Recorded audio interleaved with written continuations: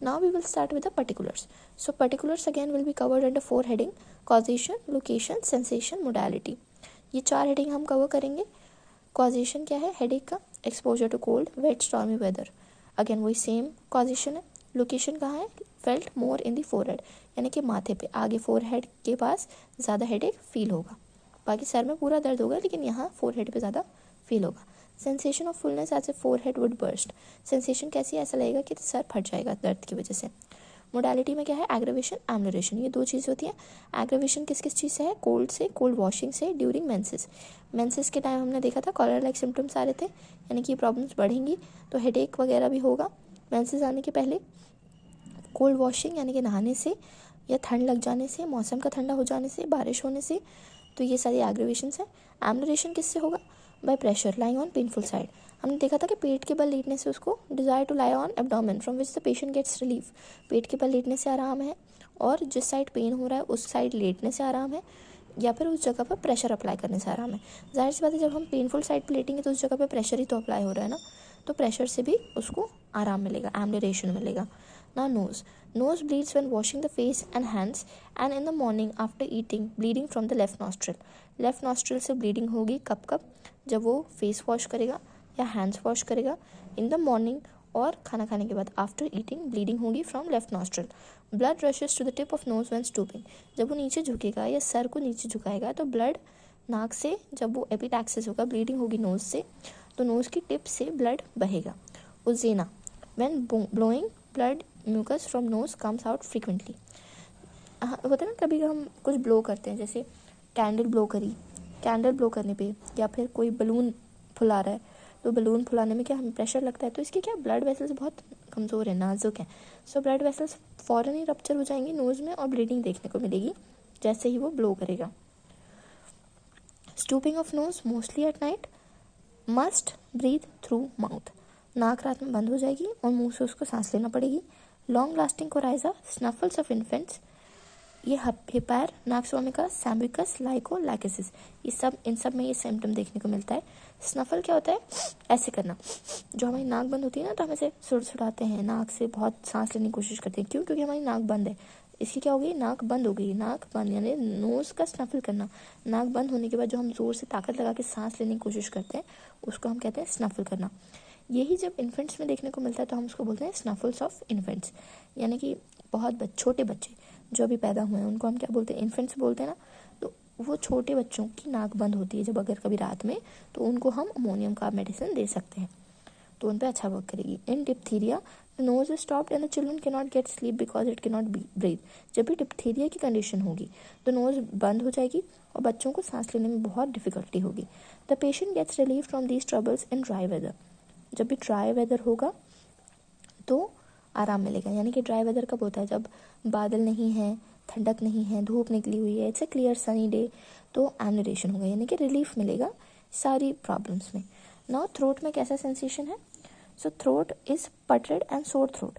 पटरेड कैसा? पटरेड मतलब होता है बहुत ज़्यादा ऑफेंसिव स्मेल आती है, बहुत ज़्यादा ऐसा ठसाव फील होता है.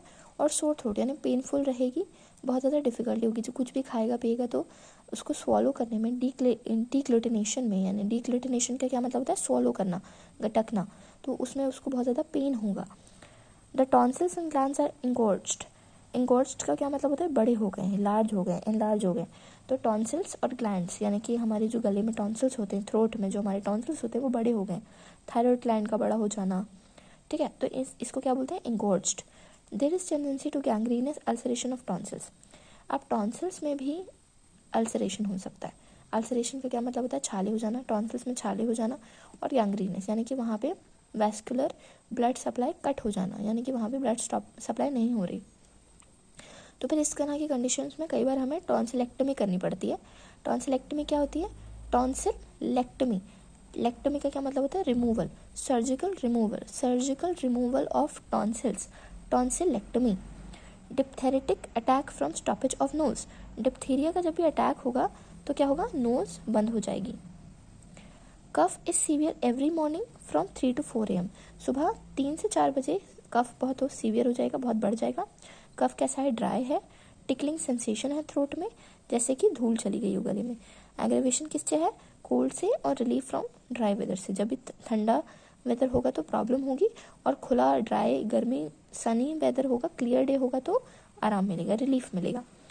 एम्फिसिमा, emphysema is ammonium carb is one of the best remedies for emphysema, which much operation in breathing and tired feeling in chest. emphysema is again difficult breathing. जो हमारे alveoli हैं वो डैमेज हो जाते हैं, जिसकी वजह से हमारा रेस्पिरेटरी सरफेस रिड्यूस हो जाता है और बहुत ज़्यादा डिफ़िकल्ट होती है ब्रीदिंग, सांस लेने में बहुत तकलीफ होती है। तो इस तरह की एम्फिसेमिक कंडीशन में अमोनियम का बहुत ही अच्छी मेडिसिन है, बहुत ही अच्छी रेमेडी है। और जिनको भी थकान होती है सांस लेने के बाद, या बहुत ज़्यादा थकान फील करते हैं, सांस नहीं आ रही है, थकावट फील हो रही है, सांस फूलना, तो इन लोगों में हम अमोनियम का प्रेस्क्राइब करेंगे तो वो बेस्ट रेमेडी साबित होगी। Heart affection, this is great dyspnoea with palpitation and faintness. Dyspnoea is worst from aggravation is exertion ascending step, worse in warm room. Heart का हमने पहले भी देखा था कि हार्ट कैसा लगता है, वीक होता है। और ग्रेट डिस्निया, डिस्निया क्या होता है? डिस्निया एक प्रॉब्लम होती है ऐसे लोगों में जिनके रेस्पिरेटरी पैसेज में कहीं भी कोई ब्लॉक है या फिर कहीं भी रुकावट हो रही है सांस लेने में।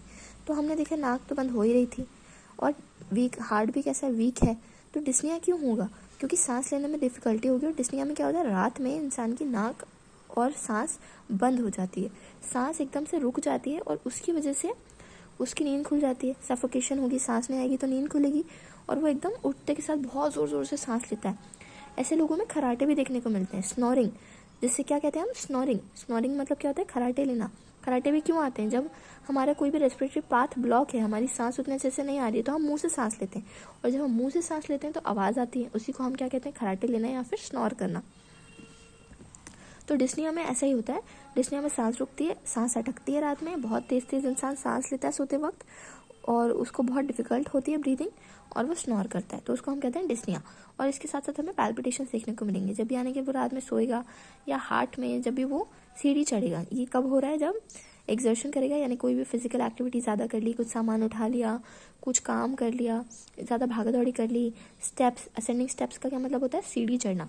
सीढ़ी चढ़ने के बाद बहुत ज़्यादा पैल्पिटेशन हो रही है, सीढ़ी चढ़ने के बाद वैसे भी हमारी हार्ट बीट बढ़ जाती है, हार्ट बीट तेज़ हो जाती है, हार्ट बीट ज़्यादा फील होती है। तो ऐसे कंडीशंस में जिनको बहुत ही ज़्यादा होता है और जिनको सांस फूलती है, सांस लेने में परेशानी होती है, थकावट फील होती है, डिस्निया होता है, हार्ट वीक फील होता है, तो इन सारे लोगों में भी अमोनियम का बहुत अच्छा काम करती है। वर्स फ्रॉम वार्म रूम, यानी कि जब वो गर्म रूम में जाएगा तो ये प्रॉब्लम्स और बढ़ जाएंगी। नाउ मेंसेस देखेंगे तो ammonium carb is one of the best medicine for menstrual troubles which are as follows. तो ऐसे लोग जिनके अंदर मेंस्ट्रुअल ट्रबल्स कैसी देखने को मिलती हैं, ऐसे लोग जिनकी मेंसेस बहुत जल्दी आ गए, यानी कि एज जो है प्यूबर्टी हमारी जब स्टार्ट होती है तो उसी टाइम हमारा ऑनसेट होता है, मेनार्क होता है हमारे मेंसेस का। लेकिन अगर वो पहले ही आ गए टू अर्ली तो वो भी एक गलत है, वो भी एक सिम्टम है। तो अमोनियम कार्ब ऐसे पेशेंट जिनको मेंसेस जल्दी आ गया है और जिनको मेंसेस कैसा आता है, क्वांटिटी कैसी, बहुत प्रफ्यूज, टू प्रफ्यूज का क्या मतलब होता है, बहुत ज़्यादा ब्लीडिंग होना। कोपियस का क्या मतलब होता है, लार्ज क्वांटिटी में ब्लीडिंग होना। एक होता है बहुत ज़्यादा ब्लीडिंग होना, यानी कि ब्लीडिंग होती जा रही है, नॉन स्टॉप ब्लीडिंग होना। प्रफ्यूज का क्या मतलब होता है, ब्लीडिंग नॉन स्टॉप होती ही जा रही है। और कोपियस का क्या मतलब होता है, बहुत लार्ज अमाउंट में मेंसेस यानी कि ब्लीडिंग हो रही है। और ये सब कब हो रहा है, एट नाइट या फिर व्हेन सिटिंग, यानी कि जब वो बैठेगा या रात में बहुत ज़्यादा प्रोफ्यूज और कोपियस ब्लीडिंग होगी। ड्यूरेशन कैसा है, लास्टिंग टू लॉन्ग, यानी कि बहुत लंबे टाइम तक ब्लीडिंग होगी। कैरेक्टर ऑफ ब्लड कैसा है, एक्रिड है, मेकिंग द थिंग्स सोर, यानी कि ब्लड जहाँ से भी निकलेगा वहाँ पर बहुत एक्रिड यानी कि एसिडिक होगा, बहुत जला देगा उस जगह को। तो वहाँ पे जो भी हमारे साइड आसपास के जो पार्ट्स हैं जहाँ से ब्लीडिंग हमारी पास हो रही है, वो पार्ट्स कैसे हो जाएंगे, सोर हो जाएंगे, बहुत सेंसिटिव हो जाएंगे, बहुत पेनफुल ऑन टच हो जाएंगे। तो ये हमारा कैरेक्टर ऑफ ब्लड हो गया। अब कंकॉमिटेंट, यानी कि ब्लीडिंग के साथ साथ, मेंसेस के साथ साथ हमें और कौन कौन सी ट्रबल देखने को मिलेगी। कंकॉमिटेंट क्या होता है कि हमारी एक प्रॉब्लम है, उसके साथ साथ एक और कौन सी प्रॉब्लम साइड बाय साइड उसके साथ हो रही है। तो हमारे मेंसेस के साथ कंकॉमिटेंट क्या है, cholera like symptoms at the commencement of menses. मैंने बताया था कॉलर यानी कि हेडेक होगा, नोजिया होगा, वॉमिटिंग होगी, पेट में दर्द होगा, कॉलिक पेन होगा, डायरिया होगा, ये सारी चीज़ें कॉलरा लाइक सिम्टम्स देखने को मिलेंगे मेंसेस की बिगनिंग पे, ऑनसेट ऑफ मेंसेस पे। फिर at the time of menses there is too much colic which is gripping character, fidgety especially of thigh with sadness. Colic pain होगा। अब ऑब्वियसली कॉलर लाइक मैंने बताया कि कॉलिक पेन होगा। Colic pain क्या होता है? पेट का दर्द, पेट में बहुत ज़्यादा दर्द होता है, उसको हम कहते हैं कॉलिक पेन। कॉलिक क्या होता है? इंटेस्टिनल। एक्चुअली कॉलिक मतलब इंटेस्टाइन से रिलेटेड होता है, तो इंटेस्टिनल पेन जो होता है, इंटेस्टिनल डिस्कम्फर्ट, एब्डोमिनल डिस्कम्फर्ट, उसको हम कहते हैं कॉलिक पेन। तो ऐसे लोगों में जिनमें मेंसेस में बहुत ज़्यादा कॉलिक पेन होता है, ग्रिपिंग टाइप का, ग्रिपिंग यानी कैसा, जकड़ लेने वाला दर्द होता है। और फिटिक का क्या मतलब होता है? थकावट होती है। और थाइज में कैसा लगता है? जो हमारी थाइज उसमें कैसा लगेगा? बहुत ज़्यादा थकावट, भरी भरी लगेंगी, बहुत पेनफुल होंगी। पैर में ऐसा लगेगा जैसे पैर में दर्द हो रहा है, कमर से पीठ से लेके पैर तक पूरा दर्द जाएगा। तो स्पेशली एट थाई। और विद सैडनेस, यानी कि माइंड कैसा रहेगा उस टाइम, इमोशंस कैसे रहेंगे? सैडनेस के इमोशन रहेंगे। There is great yearning and chilliness during menses. Menses के टाइम पे ठंड लगेगी, चिल्स आएंगे, बहुत ज़्यादा ठंड फील होगी, ऐसा लगेगा ओढ़ के बैठो या कुछ गर्म पहन लो। और ग्रेट यॉर्निंग यानी कि बहुत ज़्यादा यॉन करेगा, बहुत ज़्यादा थकावट है, टायर्डनेस है, फटीग है। फटीग का क्या मतलब होता है? कि पूरी मसल्स हमारे बहुत थक गए हैं, बहुत थकावट हो गई है पूरी बॉडी में। तो उसके बाद हमें यौन तो हो गई, हमें उबासी तो आएगी ही। तो ये इस तरह से हमें एक पूरी पिक्चर बना के हमारे माइंड में याद रखना है।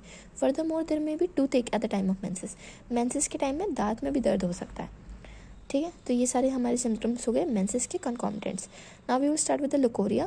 सो लिकोरिया कैसा होगा? वाटरी होगा, प्रोफ्यूज होगा, वही बहुत ज़्यादा होगा, एक्रिड होगा, अगेन एसिडिक होगा, बर्निंग होगा, यूट्रस से निकलेगा, एक्सकोरिएट्स द वल्वा। जब वो वल्वा से बाहर आएगा तो उसको एक्सकोरिएट कर देगा, यानी कि पूरा जला देगा, करोड कर देगा उसे, क्योंकि कैसा है? एक्रिड है, बर्निंग है। फीवर में हम देखते हैं during fever there may be eruptive और non eruptive. Body is red as from scarlatina. Scarlet fever के बारे में आपने सुना होगा। स्कारलेट फीवर में क्या होता है? बॉडी पूरी रेड हो जाती है और उसमें ऐसे रेड रेड चित्ते जैसे बहुत ज़्यादा रैशेस या बहुत ज़्यादा ऐसे छोटे छोटे रेड दाने आ जाते हैं।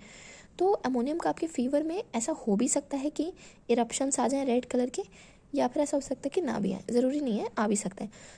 और ऐसा लगेगा जैसे स्कारलेट लीना फीवर आ गया है विद डीप स्लीप, यानी कि जब फीवर में बहुत गहरी नींद आएगी, बहुत ज़्यादा सोता रहेगा।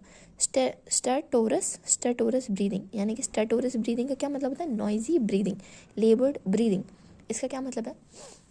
अभी हमने देखा था पुराने सिम्टम्स में स्नफल्स ऑफ इन्फेंट्स, जिसमें मैंने आपको बताया था कि नाक बंद होने की वजह से बहुत ज़ोर ज़ोर से बच्चा सांस लेता है, ऐसे करके। बहुत डिफ़िकल्टी है ना ब्रीदिंग में, सांस नहीं लेते बन रही है, मुंह से सांस लेनी पड़ रही है, तो हमें ब्रीदिंग में क्या आवाज़ सुनाई देगी।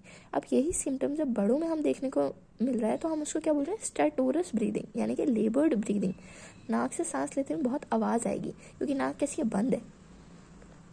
तो सांस लेगा तो बहुत, सांस की बहुत तेज आवाज़ आएगी, तो इट विल बी बहुत नॉइजी लेबर्ड ब्रीदिंग, बहुत डिफिकल्टी इन ब्रीदिंग। तो हम क्या बोल रहे हैं? उसको लेबर्ड ब्रीदिंग बोल रहे हैं। There may be miliary rash, faintly developed eruption और डिफेक्टिव वाइटैलिटी। डिफेक्टिव वाइटैलिटी का क्या मतलब है? कि हेमोरेजिक टेंडेंसी है, ब्लड की कमी है, तो हमारा वाइटल फ्लूइड कम हो गया है, तो इसलिए डिफेक्टिव वाइटैलिटी बोल रहे हैं। मिलियरी रैश जो होते हैं, रैशेज होते हैं एक टाइप के, रेड रेड ऐसे चित्ते आ जाते हैं पूरी बॉडी में, उसको हम बोलते हैं miliary rash. Faintly developed eruption, यानी कि इरप्शंस होंगे भी और नहीं भी, कहीं कहीं किसी किसी बॉडी पार्ट पे इरप्शंस आ भी जाएंगे, तो कहीं कहीं नहीं भी आएंगे, या हो सकता है कहीं भी ना आए, या फिर हो सकता है कि पूरी बॉडी में आ जाए रेड कलर के रैशेस। और with threaten paralysis of brain, brain के पैरालिसिस, यानी कि ब्रेन में कहीं पर भी पैरालिसिस होने की संभावना है इसके फीवर के दौरान। ये हमने समझ लिया। This remedy is quite suitable for whitlow panaritium which is deep seated with periosteal pain. अब यहाँ मुझे आपको ये समझाना पड़ेगा कि विटलो क्या होता है, पेनारेटम क्या होता है, और पेरीओस्टियल पेन क्या होता है। तो हमारी जो फिंगर्स होती हैं, फिंगर्स में I show you with picture. तो ये पिक्चर में क्या है? हमारी ये फिंगर है, फिंगर के अंदर ये हमारी पेरियोस्टियम है। पेरियोस्टियम क्या होती है? बोन। हमारी फिंगर के अंदर फैलेंज है, फैलेंज यानी कि हमारी फिंगर की बोन जो होती है उसको फैलेंजेस कहते हैं। उसकी बोन के ऊपर जो कवरिंग होती है, ऑस्टियोल के ऊपर जो कवरिंग होती है, उसको हम क्या बोलते हैं? पेरियोस्टियम, यानी ऑस्टियम, ऑस्टियम मतलब बोन, और उसकी कवरिंग को क्या बोलेंगे? पेरियोस्टियम। तो पेरियोस्टियम हमारी बोन की कवरिंग है, उससे ये सारे फाइबर्स कनेक्टेड है, और ये बहुत कॉम्पैक्ट, बहुत ही कॉम्पैक्ट स्ट्रक्चर होता है, यानी कि इसमें ज़्यादा स्पेस नहीं है, ये लूज नहीं है, बहुत ज़्यादा कॉम्पैक्ट, यानी कि बहुत भरा हुआ, बहुत ज़्यादा टाइट कंपार्टमेंट्स हैं। तो इसमें कहीं पर भी इन्फेक्शन होगा, नेक्रोसिस होगा, ब्लड की फ्लो नहीं होगी, तो ये बहुत ही पेनफुल कंडीशन बन जाती है। सड़ जाना, विटलो का क्या मतलब होता है? उस कंपार्टमेंट में, यानी कि फिंगर के एक कंपार्टमेंट में यहाँ पे अगर पस हो गया, या फिर कोई भी इन्फेक्शन हो गया जो कि पक गया तो बहुत पेनफुल होता है, क्योंकि उसका पूरा पेन हमारी हड्डी तक जाता है, पेरियोस्टियम पेन तक जाता है। तो इस तरह की कंडीशंस में भी अमोनियम कार्ब बहुत सूटेबल मेडिसिन है। Now we will see the general modalities. तो aggravation again from cold, from wet weather, poultices from washing during menses. Poultices का क्या मतलब होता है, जो हमारी ऐसी जगह होती है ना जहाँ पे बहुत ज़्यादा नमी होती है, बहुत ज़्यादा ऐसे जगह जहाँ पे बहुत पानी भरा हुआ है। वेट वेदर बारिश के टाइम, कोल्ड मतलब ठंडक के मौसम में, और वॉशिंग मतलब नहाने धोने से, हाथ पैर धोने से, मुंह धोने से, या फिर ड्यूरिंग मेंसेस। ये सारी प्रॉब्लम में एग्रेवेशन होगा, यानी कि सारी प्रॉब्लम्स बढ़ेंगी। एम्बुलेशन कब होगा, lying on abdomen on painful side in dry weather and from warmth. गर्मी से सूखा वेदर होगा, जब सनी वेदर होगा, क्लियर वेदर होगा, तब पेनफुल साइड पे लेटने से, प्रेशर अप्लाई करने से, या फिर उल्टा पेट के बल लेटने से, लाइंग ऑन एब्डोमेन। इन सब चीज़ों में हमें एम्बुलेशन देखने को मिलेगा। Not relation, it antidotes poisoning with rhus tox. Rhus tox की अगर पॉइजनिंग होगी, रस्टॉक्स की पॉइजनिंग मतलब कैसे कि एक पेशेंट है, उसने बहुत ज़्यादा रस्टॉक्स ली हुई है, बहुत ज़्यादा रस्टॉक्स खा के वो आया हुआ है, और अब हमें उसे एंटीडोट करना है, तो हम उसको अमोनियम कार्ब देंगे तो रस्टॉक्स का एक्शन खत्म हो जाएगा। स्टिंग्स ऑफ इंसेक्ट्स, यानी कि किसी इंसेक्ट ने काट लिया, उसका जो स्टिंग होता है, यानी कि उसका क्या बोलते हैं उसे, स्टिंग करना उसको कहते हैं कि काट लिया, मतलब उसका जो सूंड है उसको ऐसे स्किन में पियर्स कर दिया अंदर तक, जैसे मच्छर कैसे हमारा अंदर तक पियर्स करता है ना इंजेक्शन जैसे, तो उसको क्या हम बोलते हैं, स्टिंग करना, चुबाना। इंसेक्ट का डंक बोलते हैं उसे एक्चुअली, डंक चुबाना। इंसेक्ट के किसी भी इंसेक्ट का डंक लग गया तो उसको हम क्या बोलते हैं, स्टिंगिंग ऑफ इंसेक्ट। तो इस तरह के केस में भी अमोनियम कार्ब बहुत अच्छा वर्क करती है। Ammonium carb is inimical to lachesis, यानी कि अमोनियम कार्ब को लैकेसिस के साथ कभी भी नहीं देना। लैकेसिस भी एक मेडिसिन होती है, आगे हम आने वाले लेक्चर्स में पढ़ेंगे। लैकेसिस जो होता है हमारा, स्नेक जो होते हैं, सांप के जहर से बनाई जाने वाली एक मेडिसिन है लैकेसिस। तो लैकेसिस के साथ हम आगे जब हम पढ़ेंगे तो हम ये देखेंगे कि अमोनियम कार्ब इसकी एनिमिकल है, यानी कि इसके साथ हम नहीं दे सकते, इसके साथ देंगे तो बहुत सीवियर डैमेज कॉज होगा। एंटीडोटेड बाय आर्निका एंड कैम्फर। अगर हमें अमोनियम कार्ब का एक्शन खत्म करना है, अमोनियम कार्ब को एंटीडोट करना है, तो हम क्या देंगे, आर्निका देंगे और कैम्फर देंगे। So here I'm ending this lecture. I hope you understood each and every point. If not, you can leave your comment, ask your doubts, anything. Feel free to ask questions in comment section. I will surely reply and clear your doubts. If you like the video, please do hit the like button, subscribe to my channel, and stay tuned for more videos.